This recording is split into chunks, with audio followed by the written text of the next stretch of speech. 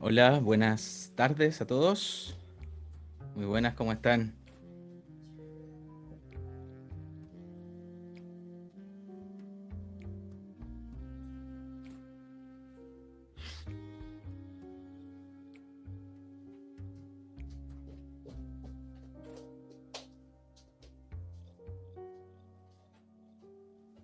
Bienvenidos, bienvenidas.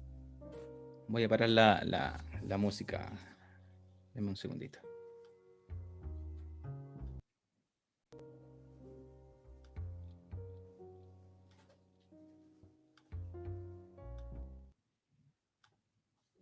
Ya, ahí sí. ¿Cómo están?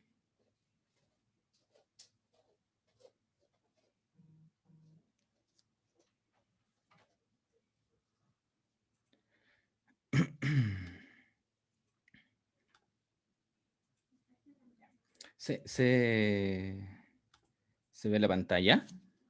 Quiero hacer esas verificaciones clásicas antes de partir con todo. Sí, se ve perfecto. Ya. Valerie, bienvenida. ¿Cómo estáis? ¿Tantos años? ¿Cuántos años? Mucho años, como 8, ¿Como 9, 8 o 9? Sí, o pues como, más, como 10 años, tal como vez más, 10. ¿Como 10? como 10 años. Yo ya llevo 2 años en La Serena, así que imagínate.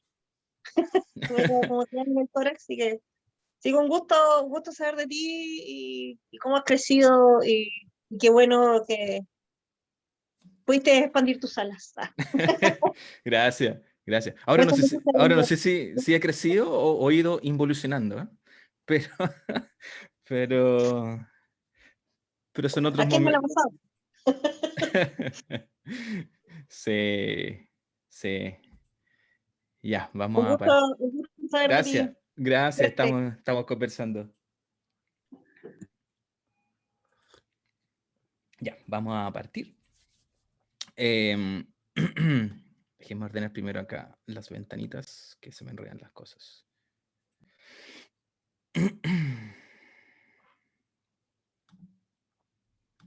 Ya, entonces, primero, darle la bienvenida a todos y todas. Gracias por estar en esta charla.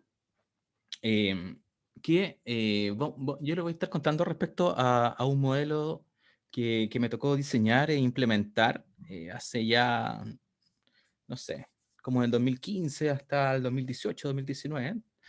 Y que yo creo que es bastante interesante desde el punto de vista no solo de resultados, sino que también como concepto. Y que quizás más de alguien le pueda servir algo, digamos, sacar alguna idea, robar una idea. Así que bienvenidos nuevamente, muchas gracias. Em, Primero contarles que esto está gracias al gentil auspicio de Open Salud y que Open Salud es una comunidad, un laboratorio de innovación abierta, en donde lo que buscamos es eh, tratar de mejorar el sistema de salud. ¿Y cómo lo hacemos? Generando una plataforma de conexión entre distintas personas que tienen obviamente este interés de mejorar el servicio de salud público. Y en esa conexión generar intercambio de conocimiento, tratar de resolver dudas, apoyar a los intraemprendedores y empezar a generar algún elemento de poder instalar ciertas competencias dentro de las organizaciones públicas a través de la capacitación y formación de algunos, de las personas, digamos, que son parte de la comunidad. Eh, Nos pueden seguir en Twitter, Instagram y LinkedIn. Siempre buscan Open Salud Lab y vamos a salir ahí para que puedan seguir. No sé que no hay alguien que esté en la comunidad o no la conoce. Así que todos son bienvenidos. Ya, entonces, lo que les voy a hablar ahora, y en las próximas 5 horas, ¿se me imaginan? Hasta la 1 de la mañana. No, sería bacán hacer un directo así de como 5 horas, como en Twitch. ¿Has cachado esa que la gente hace stream así como toda la noche? Eh, eso sí que sería innovador, pues nadie hace esas cuestiones en salud. Eh, Anótenla ahí porque ya se viene. No, pero vamos a hablar algo. No voy a entrar tanto en detalle de cómo lo implementé. Eso quizás será, si alguien se interesa, voy a dejar mis datos de contacto, o el correo que le llegó, digamos, con el link, podemos empezar a conversar. Sino que me voy a dedicar un poquito más al tema de por qué nació, cuáles fueron los elementos que consideramos para desarrollar este modelo, cuáles fueron las motivaciones que tuvieron detrás de todo esto. Y a grandes rasgos hay algunos resultados que yo creo que son importantes que puedan tener en su mente. Entonces, esto a mí me gusta bastante, y espero que una vez terminada la charla, podamos responder esta pregunta, ¿ya? Eh, la señora Pascuala era una señora de unos 70 años aproximadamente de edad. Era una señora que tenía cáncer pulmonar, ¿ya? Y en realidad estaba en una etapa bien avanzada, en realidad tenía compromiso de la pleura, tenía compromiso de la parrilla costal, de las costillas, tenía diseminaciones por otros lados. em, y ella fue una de las, no la primera, pero fue una de las que yo creo que como que me marcó, digamos, en, en el modelo por las cosas que ocurrieron, ¿ya? Eh, la cosa que ocurrió, y ahí se las voy a ir contando, digamos, es que, y la pregunta que a mí me gustaría que ustedes puedan resolver, digamos, a lo largo de esta pequeña sesión, es que ¿por qué la hija siempre era la que la acompañaba, digamos, a las consultas, a los exámenes, era la que llamaba por teléfono, la hija estaba ahí siempre. ¿Qué pasó con la hija de la señora Pascuala que hizo eh, que le llevara chocolates y flores a la enfermera que estuvo a cargo de su caso, la gestión de su caso? eh, y lo interesante que fue solo unas pocas horas después de que ella falleció, ¿ya? Cuando me refiero a unas pocas horas, es unas pocas horas. O sea, la señora falleció a las 4 de la mañana y a las 8 de la mañana de un jueves, estaba la hija esperando a la enfermera para contarle, digamos, la noticia, digamos, y llevarle estas flores y chocolate. Entonces, eso, pues, espero responder esa pregunta, ¿qué hizo, qué hicimos que, que la hija de la señora Pascual hiciera ese acto, digamos? ¿Cuál es el problema? ¿Qué queríamos resolver con todo esto? Em, Hay varias encuestas. Esta es una en donde cuando se le preguntaba a la gente, bueno, ¿usted qué confianza tiene en el sector de salud? Que cuando tenga alguna necesidad lo van a atender oportunamente. La verdad es que solamente el 28% de la gente tenía confianza en que iban a estar una atención oportuna, lo cual es súper bajo. ¿Ya? No solo eso.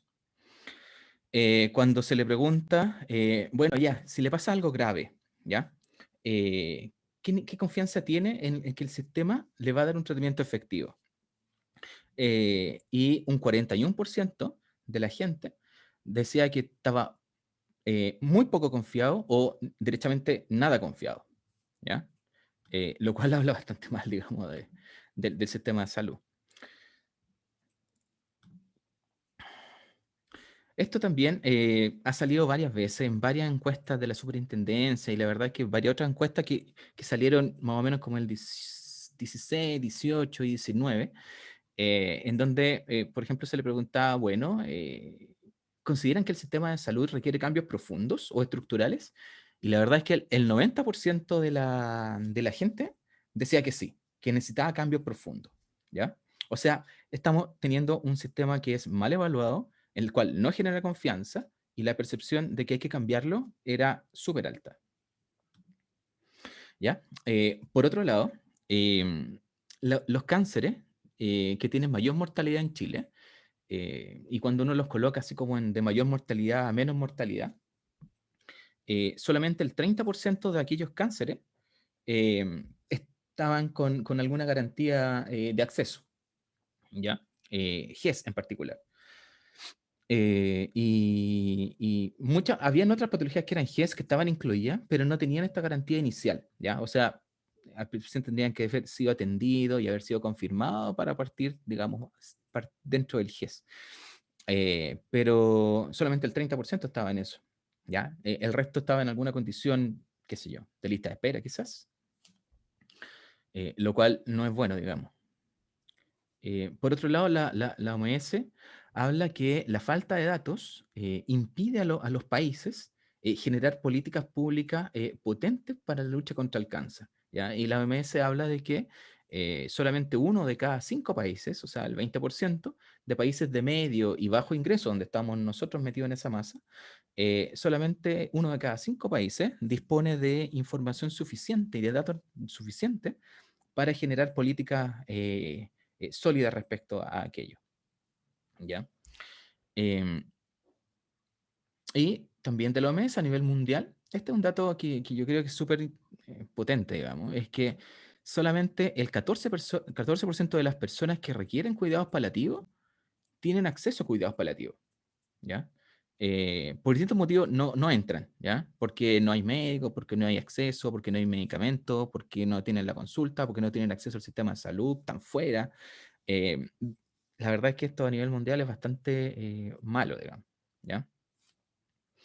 Y esto sigue creciendo, la cantidad de personas que cada vez requieren más cuidados paliativos habitualmente va creciendo. ¿Ya? Entonces, pero los problemas no solo están ahí, sino que también hay un elemento que es necesario evaluar y que tiene que ver con la eficiencia de las instituciones de salud. ¿Ya? La verdad es que este tema podría ser una charla completa respecto a la eficiencia del sistema público, que no significa que el sistema público no sea eficiente. Hay ciertos indicadores y ciertos registros, estudios que hablan de que el sistema público en general, chileno, eh, no es tan ineficiente como uno piensa, digamos, ¿ya? Sin embargo, eh, yo creo que falta todavía, y en el sector salud en particular, yo creo que hay una serie de situaciones que hay que mejorar. Entonces, los pacientes se ven enfrentados, no, un bicho acá, los pacientes se ven enfrentados a un sistema de salud que le falta todavía un poquito de madurez en muchos sentidos, y probablemente lo que hace que produce mayor problema en todo esto es la insularidad, ¿ya? O la alta departamentalización o el trabajo en silos, así como en divisiones, ¿ya? Y eso hace que al final el paciente eh, tenga que empezar a atravesar barreras para poder ir logrando cierto objetivo, ¿ya? O sea, y no estoy hablando que esta insularidad se da entre instituciones, porque uno podría entender que, ok, entre el consultorio y el hospital puede haber algún tema de no coordinación o no simbiosis, digamos. Sin embargo, dentro de las mismas organizaciones existen, hay departamentos que tienen sus propias agendas, que tienen sus propios intereses. Entonces, dentro de las mismas organizaciones hay departamento, hay insularidad, hay departamentalización. Incluso dentro de los mismos departamentos hay así la oficina al lado, la persona al lado no necesariamente puede estar conversando con la que está al frente, digamos. Entonces, esto es complejo, digamos, porque el paciente tiene que empezar a tratar de resolver estas barreras. Entonces, esta palabra que nació, no la digo yo, sino que nació de las mismas pacientes, y les voy a explicar ahora en qué contexto salió esto. Esta era la sensación que tenían las personas respecto del sistema de salud ante una enfermedad como el cáncer, ¿ya? O sea, ¿qué sentían ustedes? Y lo que ellos sentían era desamparo, ¿ya? Cuando me tocó hacer las distintas reuniones de exploración y descubrimiento con distintas personas que eran o familiares o sobrevivientes de cáncer, la verdad es que esa fue la sensación que ellos tenían respecto al sistema de salud, ¿ya? Y a mí me sorprendió, de hecho eso me movió mucho porque La percepción que tenía yo era de que había rabia, así como estoy enojado con el sistema, porque no me atienden, porque tengo que hacer fila, porque tengo que pararme a las 3 de la mañana para poder conseguir una hora, que no me llaman nunca. Ok, ya, eso puede generar rabia. Y yo pensaba que tenían rabia. Sin embargo, las personas no tenían rabia, tenían una sensación de desamparo, eh, lo cual creo que es complejo, porque básicamente, por último, la rabia te mueve a hacer algo, a tirar piedra, a salir a marchar, qué sé yo, a reclamar. Pero el desamparo es como, me quedo en mi casa, así, esperando que pase algo mágico quizá, porque, o sea, te inmoviliza. Entonces, la verdad es que eso a mí me marcó mucho, digamos, la sensación que ellos definían, digamos, ante el sistema sanitario, ante su enfermedad, digamos. Entonces, bueno, ¿cómo nació esto? Esto nació de una serie de, de reuniones, de reuniones de descubrimiento, eh, porque para poder diseñar esto, de ahí lo voy a explicar después, quizás con un poquito más de detalle, voy a profundizar algún tema, pero tenía que ver con que empezamos a diseñar, hacer un diseño de servicio, porque queríamos hacer algo que le sirviera a la gente. ¿Ya? No era esta cosa de, es que nosotros sabemos lo que la gente necesita, entonces vamos a hacer esto, y si les gusta a la gente, bien, y si no les gusta, bueno, que se ajusten nomás.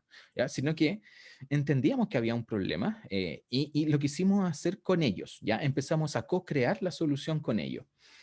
Entonces ahí hay una foto de un grupo de personas que eran familiares o algunos sobrevivientes de cáncer y que eran parte, digamos, y que aceptaron, digamos, esta invitación a poder hacer una serie de actividades. Fueron súper entretenidas las actividades, o sea, entretenidas en el sentido de que podíamos sacar una serie de información súper potente. La gente participó mucho. Hicimos las clásicas así, del viaje del usuario, hicimos el arquetipo, le llamamos Tomás a este arquetipo, entonces le empezamos a decir, bueno, Tomás, ¿qué hace? Tomás vive en tal lugar, vive en tal esta cosa, trabaja en esto, gasta tanto dinero en desplazarse al hospital, tiene tales características, etcétera. Entonces, fueron reuniones súper enriquecedoras de esta persona y que finalmente, perdón, me salté una, y que hay una etapa de todo esto que uno dice, bueno, ¿qué es lo más importante que está detrás de todo esto y que deberíamos abordar? En este caso, nosotros como hospital. En ese momento, yo estaba a cargo de la parte ambulatoria del hospital del CRS, en la coordinación del CRS, y esto era ya hace varios años atrás, entonces era, bueno, ¿qué podemos hacer por ustedes, digamos? Hace, y, mm, y no sé si se alcanza a ver ahí arriba, pero lo primero está ordenado de los más importantes arriba a lo segundo menos importante y a lo tercero menos importante, y abajo siguen otras cosas que no los puse en la foto, digamos. Pero em, si se fijan, lo que está arriba y lo que la gente te puso en primer lugar tenía que ver con empatía, ¿ya? Con sentirse escuchados. Exacto, empatía era la palabra que salió mucho. De hecho, si se fijan, voy a corregir un poco acá, dice que amabilidad, más empatía, preocupación por el paciente. Hay una que no está escrita, parece ahí, pero decían que cuando me hablen, y en vez de escribir en el computador, que sería ideal que te miraran a los ojos. Em, Claro, porque en definitiva están llegando con un diagnóstico de cáncer, o, digamos de estudio de cáncer, y uno esperaría que por lo menos que el profesional que está al otro lado, cuando le diga si usted tiene cáncer, digamos, no solo escriba en el computador y no haga ningún contacto visual con la persona, sino que ellos lo dijeron muchas veces, el tema de generar esa conexión, generar esa empatía, ¿ya?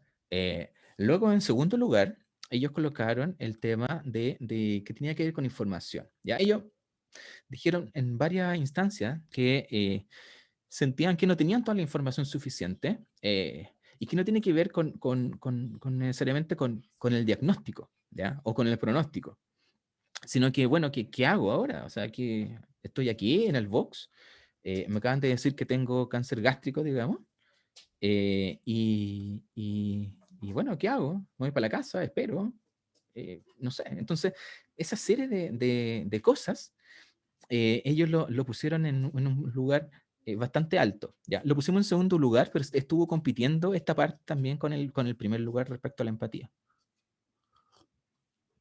Y como tercer elemento importante, salió el tema de mejorar los tiempos de atención, obviamente. ¿Ya? Sin embargo, y una cosa que me llamó la atención, es que el tema de que se curaran, que les sanaran, salió en un par de reuniones por ahí 1 o 2 veces. O sea, lo que yo puedo, esto lo conversamos en el equipo, lo que puedo decir es que las personas estaban tan necesitadas de ser acompañadas, digamos, en este viaje, en este mal viaje, que ni siquiera el problema era cúrenme. Es como, escúchenme, ayúdenme en esto, digamos. Entonces, lo cual es bastante potente, digamos. Y en ese contexto salió esta sensación de desamparo, digamos. Bueno, ¿qué pasa con todo esto? Nos sentimos desamparados. Entonces, eh, ¿qué hacemos con eso, con esa información, digamos? Pues, o sea, eh, hay que hacer algo con esto, o sea, es demasiado relevante como para no hacer algo, digamos. Entonces, lo que hicimos fue generar este programa, este modelo de trazabilidad o modelo de seguimiento, que nosotros le pusimos 3 ejes, ¿ya? 3 lineamientos principales, y que toda la actividad iban a estar, digamos, alineadas con alguno de estos 3, ¿ya? Em, Primero, estos no están en orden de prioridad, simplemente están en un orden, digamos, para poder colocarlo, digamos. El primero era mejorar el acceso, digamos, o sea, que el paciente no quedara en lista de espera ahí esperando algo, sino que pudiese acceder rápidamente al sistema. Pero no solo acceder, sino que queríamos mejorar la oportunidad diagnóstica y terapéutica. O sea, mejorar los tiempos en que se definía el diagnóstico y por tanto había que hacer estudios, eh, exámenes, imágenes o estudios complementarios, biopsias para poder definir el diagnóstico. eh, y no solo aquello, sino que poder mejorar la oportunidad, es decir, acortar los tiempos para la definición de la conducta terapéutica. ¿Ya? O sea, ok, vamos a hacer esto con usted. ¿Ya? El segundo gran lineamiento que teníamos como dentro del programa era mejorar la experiencia de paciente. ¿Ya? Y la verdad es que es lo que veníamos hablando recién, que había que acompañar a las personas, ¿ya? No era un tema netamente clínico o un tema de recursos, era un tema de hacer un modelo de gestión que permita que la persona sienta que hay alguien ahí, al otro lado, digamos, que le va a ayudar, digamos. ¿Ya? Y como tercer gran objetivo, obviamente, queríamos mejorar los resultados clínicos. O sea, no solo queríamos hacer todo eso, sino que ojalá las personas pudiesen tener algún tratamiento curativo y no solamente paliativo. ¿Sí? ¿Y por qué queríamos hacer todo esto? Porque obviamente queríamos generar impacto, digamos, en las personas, queríamos generar impacto social. Porque vemos actualmente todavía, inclusive, que hay que hacer algo, o sea, no podemos dejar todas estas cosas ahí encima y lo que tenemos que hacer es impacto. En definitiva, tenemos que hacer algo para que las cosas resulten, digamos, ¿ya? Porque ideas a veces uno tiene mucho, pero uno no genera impacto en la medida que no la implementa y no le llega a las personas que queremos. Entonces, que teníamos como gran concepto generar impacto, o sea, lograr llegar al otro lado, ¿ya? No solo quedarse en buenas intenciones. Entonces, bueno, ¿cómo hicimos esto? Lo hicimos fundamentalmente con un rediseño del modelo de gestión, que se lo voy a explicar en un par de minutos más, eh, que cambiamos la lógica de trabajo para poder atender a los pacientes.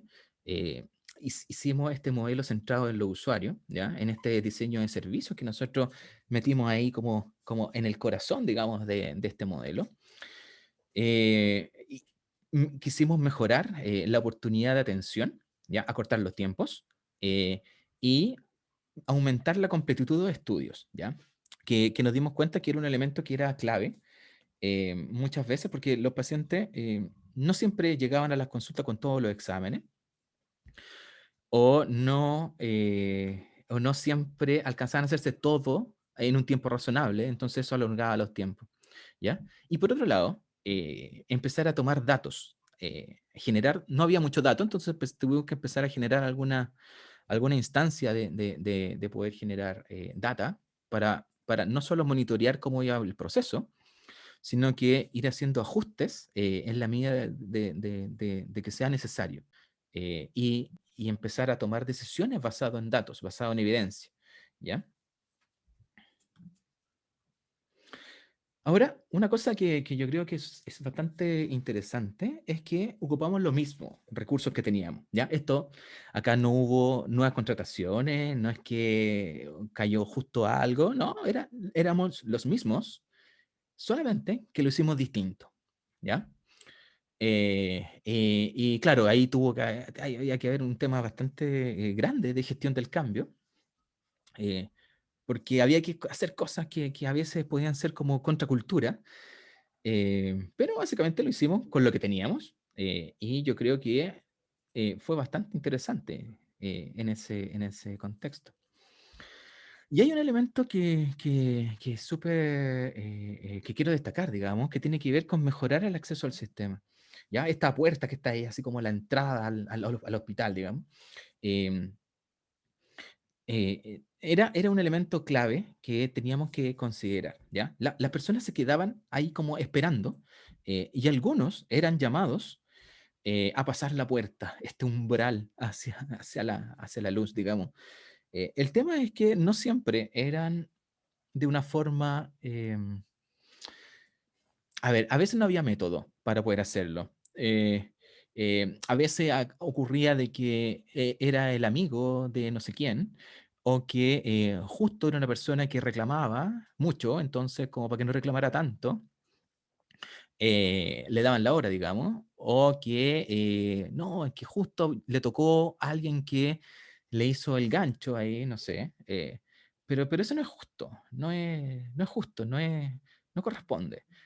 Em, una cosa que yo siempre le decía a las personas era que no me molestaba eso, o sea, sí me molestaba, la verdad, pero era, ok, si lo vas a hacer con él, hazlo con todos. O sea, pues, porque es tu amigo, o porque es tu conocido, o porque te cayó bien, va a tener mayor acceso a algo, no, hazlo con todos. ¿Ya? Entonces era generar eh, como esta persona que tiene uno adentro como para poder, este pituto, por llamarlo así, ¿ya? Pero un pituto para todos. Y que todos tengan la factibilidad y la capacidad y la probabilidad de tener acceso, de poder entrar por algunos criterios, obviamente. Entonces tuvimos que hacer todo un tema ahí de poder hacer una selección, una categorización de pacientes al ingreso, de tal forma de ser equitativo en ese contexto, ¿ya? Entonces, acá les quiero mostrar algo, porque el modelo de trazabilidad que les estoy contando, digamos, no es un elemento aislado dentro de lo que se hizo, ¿ya? Pareciera ser que fue la evolución natural de un proyecto anterior y que se complementaba con otros proyectos, ¿ya? Tal vez eso también ayudó a generar los resultados que tuvimos, pero no es una cosa así como que uno lo coloca y listo, eh, sino que es algo que tenía relaciones con otras cosas, ¿ya? Porque como había que hacer hartos ajustes dentro de la organización, hubo que hacer hartos mini proyectos, ¿ya? De tal forma de colocar un sustento, un piso suficiente para poder ir avanzando, ¿ya? Y eso tiene que ver también con una estrategia de implementación que en definitiva va a ser algo de decir, oye, los pacientes se están muriendo en lista de espera, entonces, ok, llamémoslo y démosle ahora rápido. No es tan fácil. No es hacerlo así nomás. Entonces, hubo que partir el proyecto grande en pequeños proyectos pequeños, que cada uno tenía un objetivo, pero que en definitiva iban construyendo estos cimientos para poder hacer algo mucho más potente. Entonces, en junio del 2014 empezamos a entender, digamos, que en definitiva había un problema de lista de espera y otras cosas más que en definitiva es súper difícil de resolver. Pero lo que queríamos, al menos en primera instancia, era de que en esa lista de espera no hubiese nadie grave, nadie que estuviese ahí puesto esperando algo por mucho tiempo y que o generara mortalidad de esa persona o daño severo por alguna condición. Entonces, diseñamos un modelo bien bonito, digamos, de poder mejorar el acceso de casos prioritarios, ¿ya? Que no eran solo oncológicos, el 60% lo era, pero habían otros grupos de pacientes que no eran necesariamente oncológicos, ¿ya? Que podían tener alto riesgo de eventos cardiovasculares, por ejemplo, o pacientes diabéticos con alto riesgo de amputación de alguna extremidad. em, y otras condiciones, o dolor inmanejable en la atención primaria, eran varios criterios. Entonces, ok, diseñamos una serie de formas de poder capturar a estas personas que cuando las derivaban no quedaran ahí esperando en listas de espera por esos motivos, eh, sino que la hacíamos, digamos, entrar al modelo. Después empezamos a hacer algunas cosas que tenían que ver con poder mejorar el GES, las garantías GES, porque en esos años el hospital la verdad es que está no muy bien en el GES. La verdad es que estaba bastante mal, era el segundo peor de la región metropolitana. eh, o de Chile, no sé, una cosa así, pero era horrible. Y entonces teníamos que hacer algo y empezamos a diseñar ahí un modelo de poder gestionar GES. Le llamamos cero vencidas. ¿Ya? No sé si les suena así como cero COVID. Nosotros queríamos cero vencidas. ¿Ya? Y empezamos a generar esos modelos, empezamos a hacer unos pilotos, unas pruebas chicas, después salió bien, lo empezamos a agrandar a otras patologías, otras cosas más. Eh, em, Empezamos a hacer otros tipos de proyectos un poquito más complementarios con el anterior de mejora de acceso, hasta que en algún momento dijimos, ok, ya el acceso en general ya lo tenemos más o menos controlado. Los pacientes están entrando al sistema, pero, pero no basta con entrar, digamos. O sea, no basta que un paciente con sospecha de cáncer solamente lo vea el médico la primera vez, sino que hay que hacerle cosas, digamos. O sea, hay que estudiarlo, quizás hay que hacer una endoscopía, hay que hacerle un escáner, una biopsia y una serie de pasos posteriores que, que por mucho que no hayamos demorado una semana en atenderlo en primera consulta, digamos, si no seguimos haciéndolo bien después, no vamos a generar el impacto que queremos generar. Entonces ahí empezó a nacer esta idea de hacer este modelo de trazabilidad, que empezamos a hacer un piloto como a fines del 2000, fue en el 2015, 2016 empezamos a hacer pilotos con algunas patologías, y ya el modelo así como más formal, que donde uno puede sacar datos y cosas así, ya estaba puesto como a mitad del 2017, digamos, ¿ya? Y estuvo presente hasta fines del 2018 aproximadamente. Y entonces, lo que quisimos hacer fue cambiar el modelo tradicional de gestión de pacientes eh, a un modelo distinto, ¿ya? A un modelo que nosotros consideramos innovador. Entonces, ¿qué es lo que pasa habitualmente? ¿Ya? Y esta es una cosa que yo creo que vale la pena preguntársela. Porque lo que queríamos hacer cuando queríamos mejorar el acceso era, bueno, ¿quién se sienta en la silla, digamos, del box, digamos? O sea, y esto nació porque yo me acuerdo que cuando no salió con el modelo oncológico, había nacido antes con el proyecto de acceso, digamos, mejora de acceso. Pero salió del equipo que era el call center, como las telefonistas, digamos. Entonces decían, ¿cómo? Porque habíamos puesto un estándar de que los pacientes con estas características no podían estar más de 15 días esperando desde que lo derivaran hasta que tuviese la primera citación, ¿ya? Que en general las derivaciones eran de consultorio, la gran mayoría. Entonces, desde que el consultorio levantaba digamos, la interconsulta, la derivación hacia nosotros, hacia el nivel secundario, no iban a pasar 15 días de corrido hasta que el paciente haya sido visto, ¿ya? Y ese era el indicador que estaba, digamos, como un indicador de desempeño digamos, dentro de generar este acceso oportuno.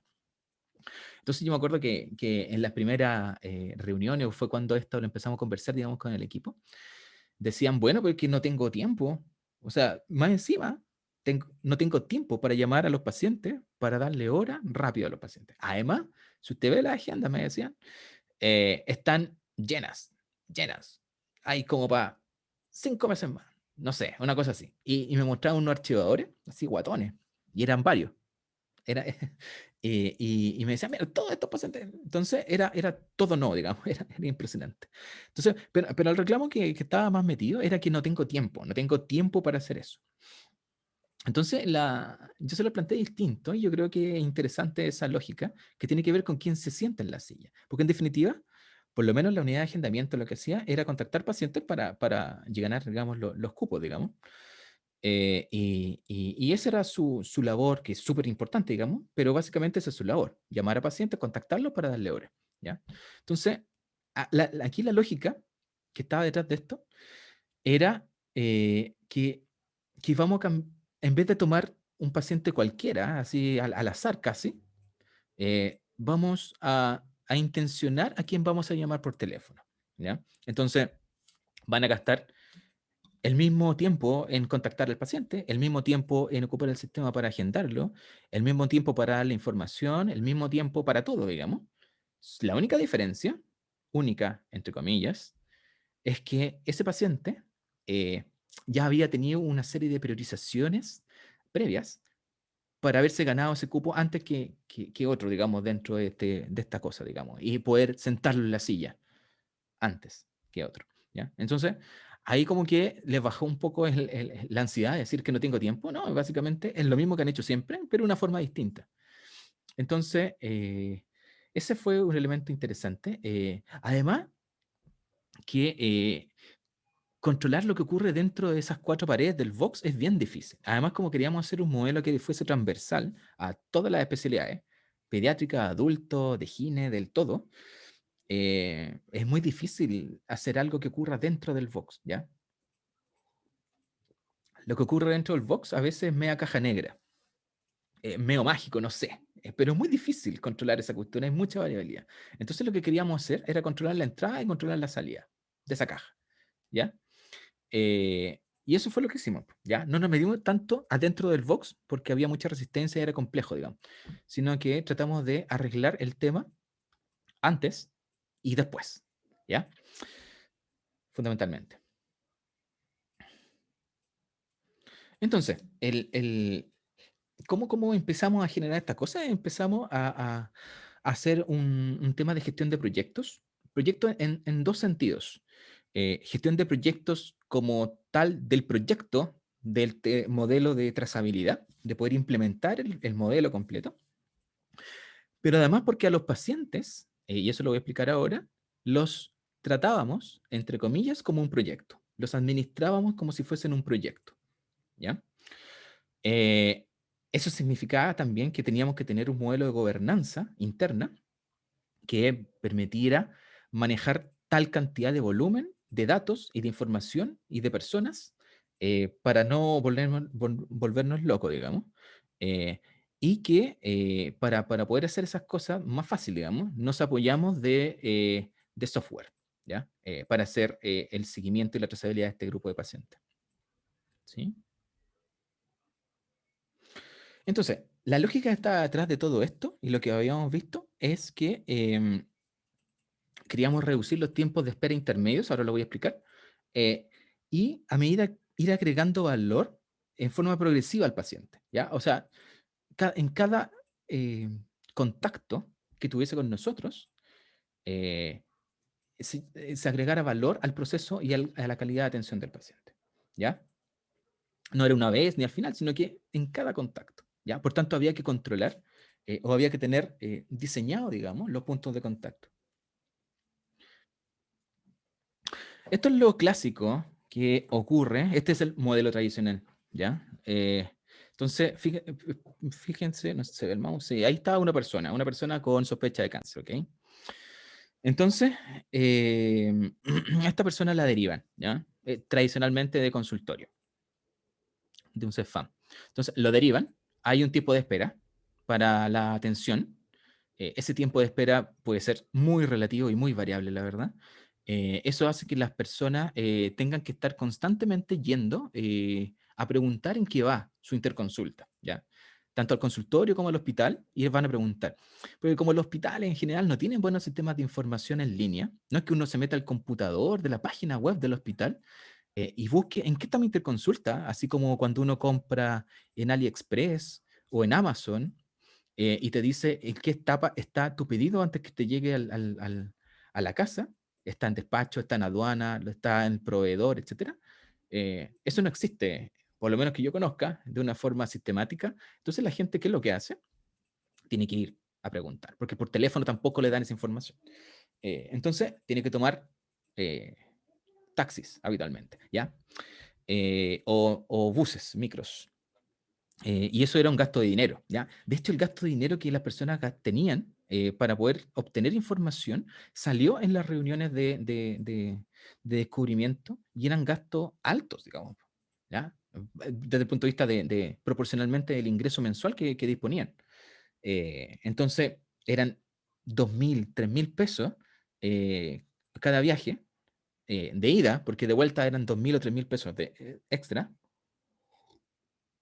Entonces, era incluso injusto también porque las personas no tenían acceso. Y hay personas que tampoco podían salir de sus casas, ya, por la condición en que estaban o porque no tenían, digamos, con quién acudir, digamos. ¿Ya? Em, no les mencioné esto, pero esto está metido, este modelo, en el Hospital Padre Hurtado, que es un hospital de la región metropolitana, del sector sur, suroriente, digamos, y que atiende a 3 comunas que son de las mayores vulnerabilidad social que hay en Chile. ¿Ya? Entonces, no es aquí que la gente tenga auto y se pueda andar desplazando, eran gente que realmente necesitaba de atención. Entonces ya, supongamos que realmente el paciente después tenía una atención, entonces lo atendía al médico y le decía, oh, sí, usted parece que lo mandaron por sospecha de cáncer, le vamos a hacer una endoscopía y tomamos un escáner. Y después que se toma la endoscopía y el escáner, me viene a ver, ¿ya? Entonces ahí ocurría otro tiempo de espera, ¿ya? Y eso ocurría otro elemento de que no tengo la interconsulta, que no tengo información, entonces también se generan estos viajes a saber en qué va. Eh, Como eran administrados a veces por personas, por unidades distintas, cada uno tenía sus tiempos, sus ritmos, le decía, oiga, ¿sabe qué? Para pedir hora, nosotros damos hora una vez al mes, entonces tiene que venir a fin de mes y ver, darle la hora, digamos, etcétera. Entonces al final eso alargaba el tiempo, ¿ya? Entonces ya, supongamos que lograron hacer los exámenes, entonces logra llegar a la consulta, evalúa los exámenes y le dice, ok, lo vamos a presentar al comité oncológico para ver qué podemos hacer. Lo presentan al comité oncológico, deciden algo, entre medio del paciente a veces no tiene idea qué pasa ahí, hasta que después lo vuelven a controlar y, digamos, definen con él la conducta terapéutica. ¿Ya? Es decir, ok, sí, hemos visto su examen y en realidad lo vamos a operar. Ok, ¿ya? Entonces eso, que parece a veces tan simple, para la persona era bastante complejo, ¿ya? De hecho, muchas personas no llegaban al final del camino, ¿ya? Se quedaban entre medio, fallecían sin poder tener diagnóstico o sin poder tener conducta terapéutica definida, ¿ya? Se quedaron en lista de espera, digamos. En alguna lista de espera se quedaron. Entonces, eh, lo que queríamos hacer era eliminar tiempos intermedios, ¿ya? eh, generar no solo comunicación unidireccional, o sea que el paciente tiene que ir presencialmente a consultar, sino que empezar a generar una cosa un poquito más de acompañamiento, de poder comunicarse con alguien, digamos, eh, y de tal forma al sacar esos tiempos y al disminuir los viajes de las personas, tener un proceso un poquito más lineal, un poquito más fluido, con menos viaje, con mayor certidumbre respecto a los pacientes, y que estuviese administrado por una red de gestores de casos, a diferencia de lo anterior, que habitualmente eran muchas personas haciendo algo. Estas son muchas personas haciendo lo mismo, pero coordinadas, ¿ya? Eh, y eso es lo que estaba detrás de esta lógica del modelo. Entonces, ya les mencioné que uno de los elementos que era importante era una categorización. Cuando derivaban los casos, había una instancia de poder categorizarlo. Entonces, la idea era que no se perdiera en masas de hojas o en Exceles o en archivos digitales, las pacientes, sino que se etiquetaban y se les ponía ciertas prioridades, ¿ya? Esto habitualmente se hace en los hospitales, se le colocan prioridades. Eh, pero nosotros pusimos una etapa anterior como la priorización clásica, ¿ya? Es una etapa que por eso le cambiamos el nombre, por eso se llama categorización, ¿ya? En donde son como grandes grupos, ¿ya? Es un grupo grande de pacientes prioritarios y hay un grupo grande de pacientes que van a lista de espera que tienen que ser priorizados, como que segmentamos eso, ¿ya? De tal forma que los pacientes que requerían atención oportuna no tenían que esperar, porque justo el médico que prioriza viene una vez a la semana, eh, y tiene 2 horas a la semana, entonces tiene que estar esperando una semana o a veces 2 o 3 semanas como para poder definir, ah, no, si tiene cáncer, atiéndanlo, algo que ya sabíamos antes. Entonces implementamos esta revisión inicial que estaba hecha por clínicos, digamos, de poder tomarlo y pasarlo al tiro ok, este es importante, démosle ahora rápido y lo metemos a este modelo. Diseñamos esta red de gestores de casos que es un grupo de personas. Los gestores de casos son personas que... ay, ¿cómo definir los gestores de casos? Es bien complejo a veces, pero uno podría definir como es una persona que va a acompañar al paciente, digamos, en este viaje, ¿ya? Así como que lo va a tomar de la mano y lo va a llevar, digamos, y le va a ayudar, le va a resolver las dudas, eh, si hay que gestionarle algo, le va a ayudar a gestionar algo, etcétera. Eh, pero esa es la visión bonita, porque la visión no tan bonita, y la que es habitualmente, es que esto es, imagínense que el paciente es esa pelota que está ahí de rugby, ¿ya? El paciente es ese. Y el que lleva la pelota es el gestor de caso. Y todos los demás, es todo el hospital que te va a poner trabas para poder hacer eso, digamos. No, hay que darle una hora para escáner rápido. No, porque tengo lista de espera, entonces que haga la fila el próximo mes. No, es que necesito una endoscopía rápido porque tiene un, no sé qué, un engrosamiento parietal gástrico.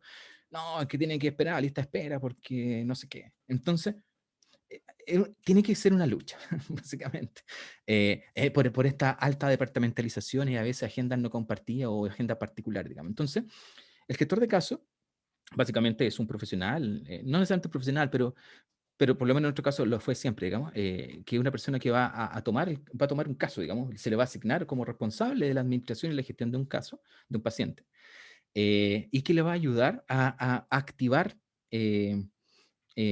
activar, digamos, atenciones, a gestionar, a mantener informado, a generar esta comunicación bidireccional, a acompañar al paciente, a resolverle dudas, y bueno, ya hacer esto, digamos, cuando sea necesario, en virtud de que el paciente no quede entrampado, digamos, en todos estos problemas internos. Entonces, este es un modelo que lo hicieron unos ingleses, que es la Fundación King's, que es más o menos clásico, digamos, dentro de gestión de calidad en instituciones. Y ellos diseñaron un modelo de gestión de casos, ¿ya? En donde la primera etapa es la búsqueda de casos, luego está esta selección, y luego está la planificación del cuidado, una serie de coordinaciones hasta que el paciente logra salir, digamos, de este modelo completo por alguna característica. Nosotros metimos este modelo todos los pacientes oncológicos en sospecha, ¿ya? GES y no GES, derivados en este caso, a atención secundaria ambulatoria, ¿ya? Y cuando el paciente salía de este modelo, salía cuando se cumplían algunas de las tres ítems que estaban puestos ahí. Cuando se descartaba la patología oncológica, porque acá entraban pacientes con sospecha o que venían ya confirmados de afuera, pero era lo mismo, eran pacientes que tenían esta condición oncológica.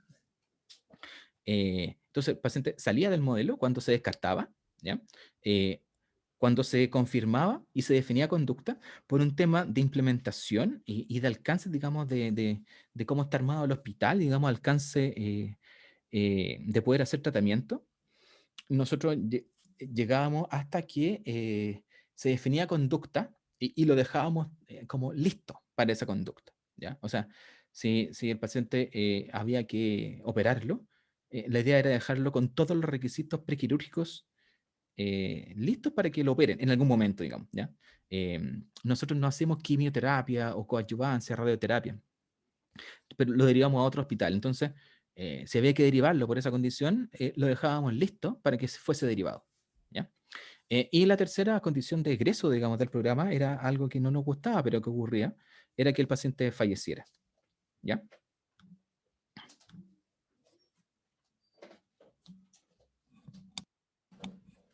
No se escucha, me dijeron. ¿Ahí sí? ¿Me escuché? ¿Hablé todo y no me escuché? ¿O sí? ¿Se escuchó? Ah, ya, sí se escuchó, gracias. Gracias. Ya, voy a tener que repetir todo. Ya, perfecto. Ya, entonces, ya, muchas gracias por el feedback. Entonces, ¿cuál es la lógica que está detrás de todo esto? Y aquí voy a entrar un poquito más en cómo administramos este grupo de pacientes. Es que consideramos a todos los pacientes o a cada paciente un proyecto, ¿ya?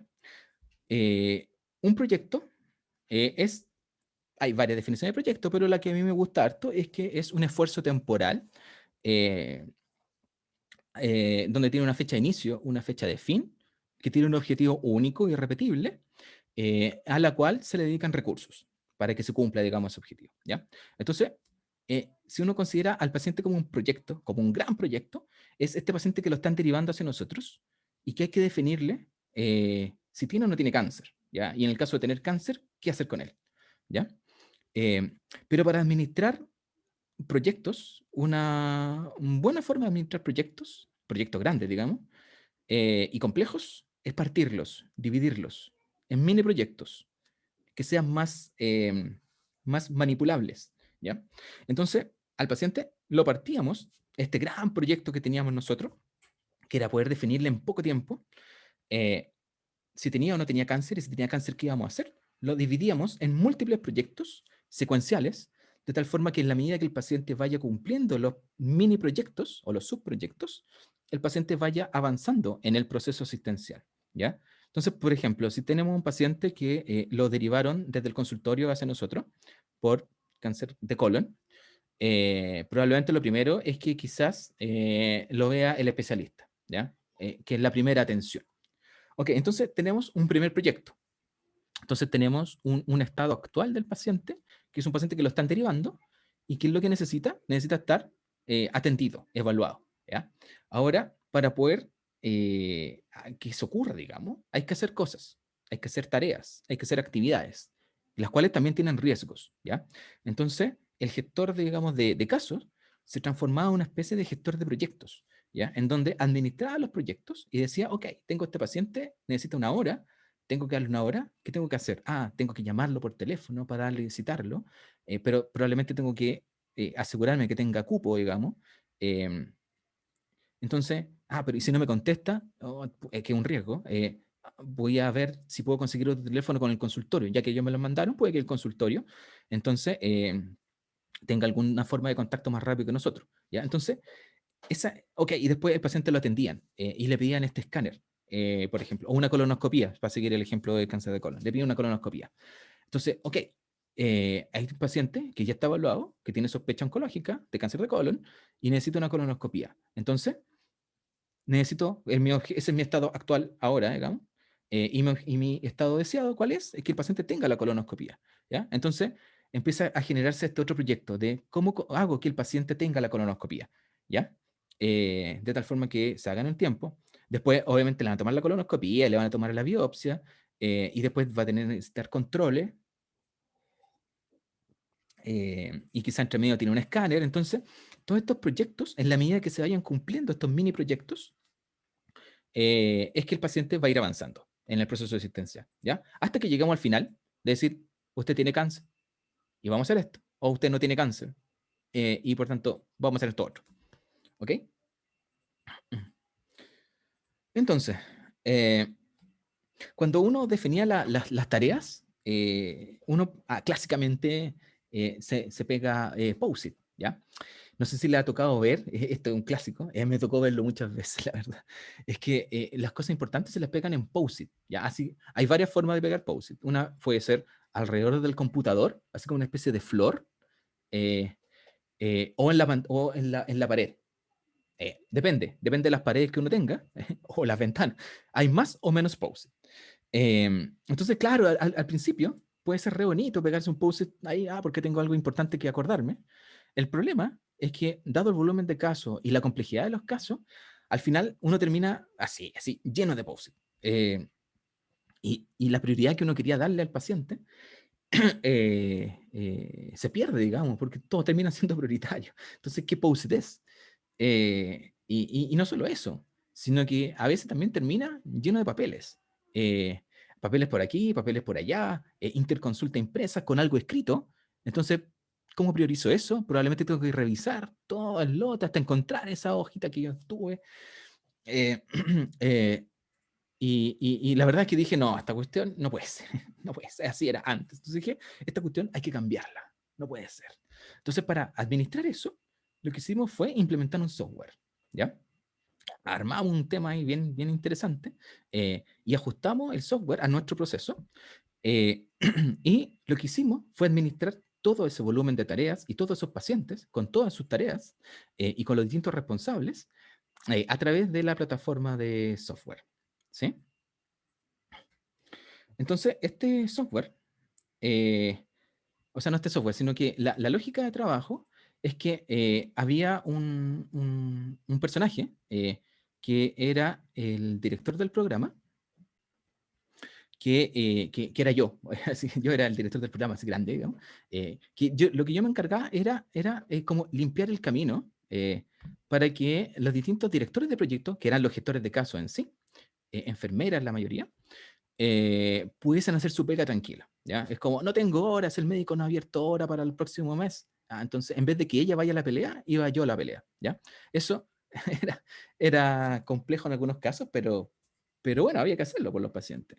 Eh, Daba soporte metodológico, ayudaba a estructurar cosas, también obviamente que mantenía un sistema de monitoreo de cómo estaba yendo y hacía feedback con las personas, pero cada gestor de caso funcionaba como, del punto de vista de estructura de trabajo, de gestión de proyectos, funcionaba como un director de proyecto. Esa persona tenía a cargo un grupo de pacientes y cada paciente en sí tenía una serie de actividades que hacer. Tenía que hacerse un escáner, hay que llamarlo para darle una hora, hay que, no sé, coordinarle algo con otra persona, etcétera. Entonces, esa era una serie de actividades, su paquete de trabajo, que tenían sus proyectos, que eran en definitiva de los pacientes, y que cada gestor de caso, era un director de proyecto, tenía bastante libertad, digamos, para poder hacer hartas cosas. Y yo estaba ahí detrás como para arreglar los problemas que eran como más complejos o que había que hacer como más lobby, quizás, para algunas cosas. ¿Ya?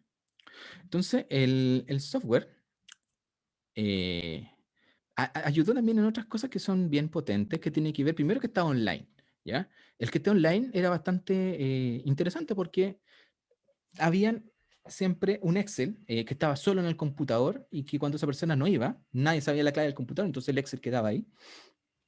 Eh, o había muchas personas que tenían eh, un Excel, una versión distinta. Entonces, al estar online, la verdad es que facilitaba el compartir información, daba orden, porque como estaba estructurado con eh, de cierta forma, porque el formulario tenía estructura, digamos, permitía ordenar las cosas, permitía control, porque permitía segmentar bien las tareas, hacer un tema de qué va primero, qué va después, permitía historia, porque el software también nos ayudaba a no perder esos elementos de gestión que no siempre, y de hecho probablemente casi ningún ficha electrónica o GIS tiene dentro, que son elementos de gestión y de cosas que pasan y que pueden dar mucha información, no solo clínica, sino que administrativa. Pero lo más potente es que permitía colaborar. Como estábamos armados en red, el paciente de repente pasaba de una unidad a otra y no queríamos que se perdiera información. Entonces, este programa o a través del programa, nos permitía traspasar el caso, así como una especie de pelota, así, ya es tuyo, es mío, es tuyo, es mío, y iban pasando hitos de tal manera que era la administración de los distintos proyectos, digamos, o subproyectos para el paciente. ¿Ya?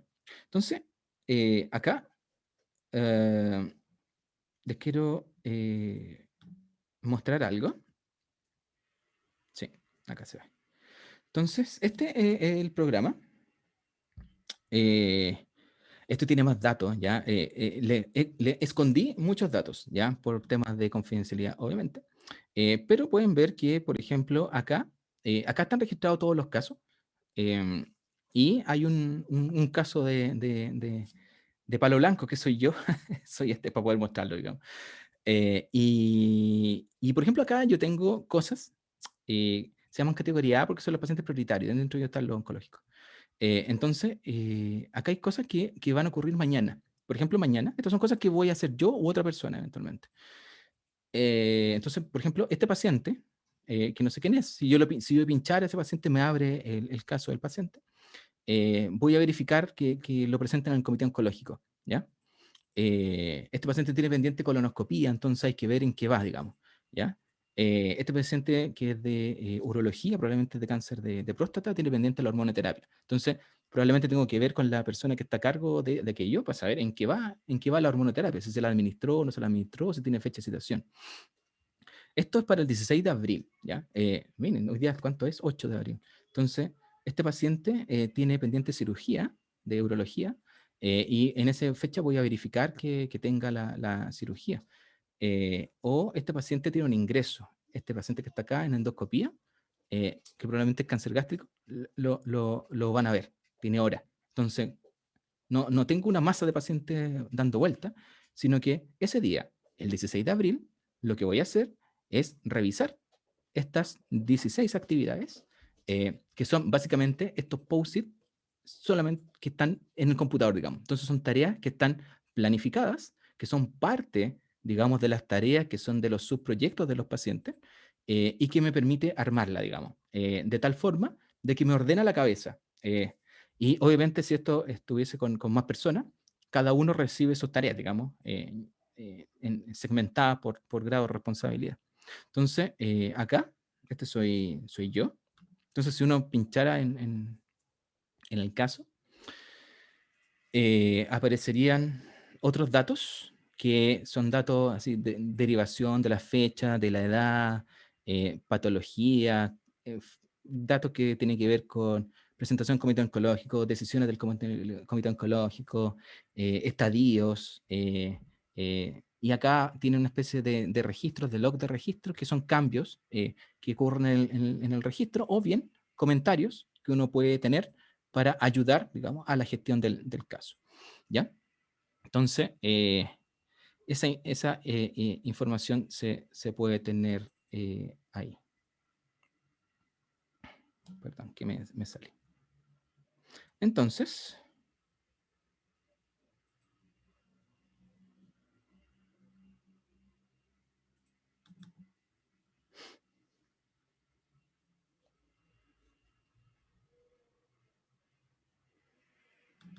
espera que se abra eso.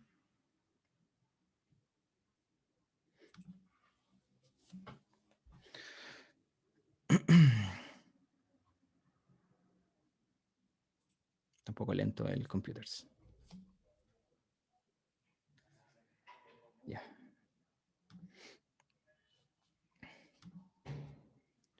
Entonces, les quiero mostrar algunos resultados. Dentro de ese periodo de mayo, que fue como mayo del 2017, que fue, habíamos partido antes el proyecto, lo que les mostraba antes, ¿ya? Pero eran como etapas piloto, ahí uno podría decir, ok, sí, ahí ya estábamos funcionando como full, digamos, con el proyecto. Hasta septiembre del 2019, habían egresado casi 2000 pacientes, ¿ya? Eh, egresado por algunas de esas tres características. Em, si uno toma todo el volumen de pacientes que ingresó a un modelo de acceso prioritario, que era este como modelo base que estaba de antes, donde un grupito se le hacía seguimiento, lo vi y eran, no sé, eran como 9000, 10000 casos, 10000 pueden repetirse los pacientes. Eran 10.000 casos administrados desde el 2014, mediados de 2014 hasta esta fecha. ¿Ya? Eh, de estos pacientes que egresaron, la mitad se descartó, 46% se confirmó y 4% de esos pacientes fallecieron como motivo de egreso. ¿Ya? Es decir, ¿cuándo consideraba a los pacientes como fallecimiento como motivo de ingreso, de egreso? Cuando no tenía ni definición de conducta ni diagnóstico definido. ¿Ya? Se quedó en alguna etapa previa. ¿Ya? Porque probablemente muchos de estos pacientes van a fallecer en algún momento. Pero esa condición de egreso es cuando no obtuvo lo que nosotros buscábamos, que era definirle conducta y diagnóstico. Hicimos un análisis en el año 2016, como para tener una línea de base, y la verdad es que cuando revimos los registros, el 14% de las personas, o sea, cuando iban al comité oncológico, el 16% entraba, era la conducta terapéutica definida, era cuidados paliativos, ¿ya? La gran mayoría era conductas terapéuticas que eran quirúrgicas, ¿ya? Quirúrgicas puras. No es cirugía paliativa y cuidado paliativo, era cirugía. Eh, eh, y otro grupo que se iba, digamos, como a adyuvancia, cosas así. Lo cual era extraño, digamos, porque las características de los pacientes no eran muy buenas, ¿ya? O sea, no eran pacientes que llegaran en estadios súper precoces de su patología oncológica, y también, ¿cómo llamarlo? El paño, digamos, de los pacientes no era muy bueno. Entonces, tener solamente esa cantidad de definiciones de acceso a cuidados paliativos era baja, ¿ya? Especialmente en contraste con la cantidad de cirugías curativas que estaban, quirúrgicas. Después del modelo, o a través, digamos, del modelo, vimos que ese porcentaje aumentó a un 43%. O sea, el 43% de las definiciones del comité oncológico incluían cuidados paliativos dentro de su tema, ¿ya?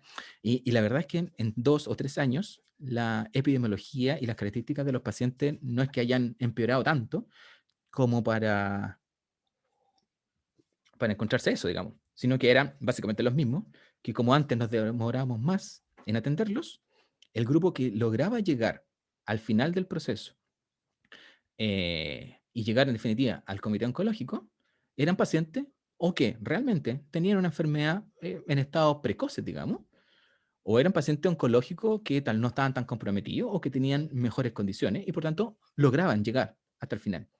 Pero había un grupo grande que no llegaba, ¿ya? Que fallecía, ¿ya? Entre medio.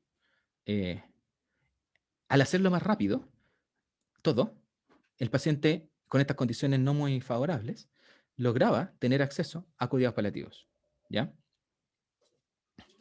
Y esto también se puede evidenciar con que los casos que egresaban antes del 2016, que uno podía homologar esa característica, era del 12% versus un 4%. O sea, eh, durante el programa, o sea, lo hacíamos rápido y por tanto al hacerlo rápido, bajamos la cantidad de gente que fallecía sin diagnóstico y sin conducta terapéutica. ¿Ya? O sea, aumentamos el ingreso a cuidados paliativos porque lo hacíamos más rápido y como lo hacíamos más rápido, pero los pacientes no estaban muy bien, había un grupo menor que fallecía hasta las condiciones de egreso. Esta es una comparación respecto al tiempo para acceso. El tiempo de acceso me refiero a la fecha de derivación, cualquiera sea su origen, hasta la fecha de la primera citación, ¿ya? Efectiva. Entonces, acá hay una diferencia entre antes del modelo, con modelo me refiero a esos años 2017, 2018, y posterior, 2019, hasta fines del 2019. Ya el 2020, la verdad es que con toda la cosa que ocurrió, la verdad es que no hay datos que permitan compararlo, porque son muy distintos, digamos. Entonces, ustedes pueden ver, este es un gráfico de intervalo de confianza. Los puntitos son la media, y digamos esos bastoncitos que parecen las naves de Star Wars, es el rango, ¿ya? El rango superior, el rango inferior, ¿ya? O sea, ese intervalo del 95%, ¿ya? Ahí se mueven los casos, los días, ¿ya? Entonces, en el caso anterior, o sea, antes del modelo, Acá, antes del modelo, ya teníamos esta lógica de acceso oportuno, ¿ya?